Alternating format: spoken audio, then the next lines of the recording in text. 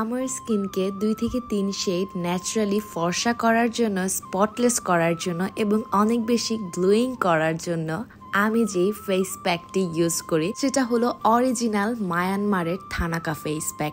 একদম 100% guaranteed and original যে প্যাকটা সেটা ইউজ করলে আপনিও 2 থেকে 3 শেড আমার মতন ফর্সা হতে পারবেন।